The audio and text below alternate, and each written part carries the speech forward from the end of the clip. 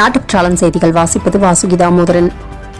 மதுரை திருப்பரங்குன்றம் மலை மீது தீபத்தூணில் கார்த்திகை தீபம் ஏற்ற வேண்டி தீக்குளித்து உயிரிழந்த பூர்ணச்சந்திரனின் மனைவி குழந்தைகளுக்கு பிரதமர் நரேந்திர மோடி நேரடியாக சென்று ஆறுதல் கூறினார்.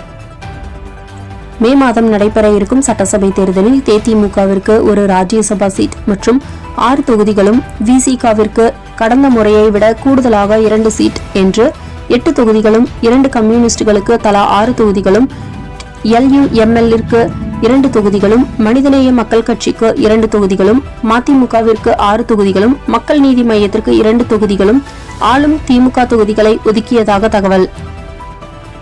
திருமாவளவன் கண்டனம். ஈரான் மீது பயங்கர தாக்குதல். இந்தியா அமைதியாக இருப்பது நல்லதல்ல.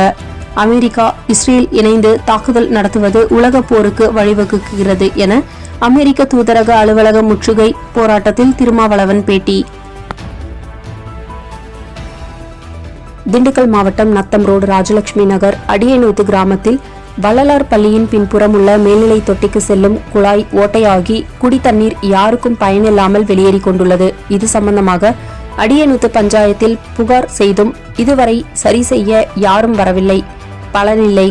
பொதுமக்கள் மாவட்ட நிர்வாகத்திடம் புகார் கொடுத்தால்தான் பஞ்சாயத்தார் சரி செய்வார்களா என்பது தெரியவில்லை என பொதுமக்களின் புலம்பல் சத்தம் ஒலித்துக் கொண்டிருக்கிறது. பெகல்காம் தாக்குதலுக்கு போராடாதவர்கள் இஸ்ரேலுக்கு எதிர்ப்பு.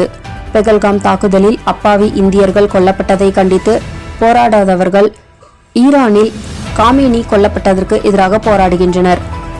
சென்னையில் திமுக கூட்டணி கட்சிகள் நடத்திய போராட்டத்தை சுட்டிக்காட்டி அண்ணாமலை விமர்சனம்.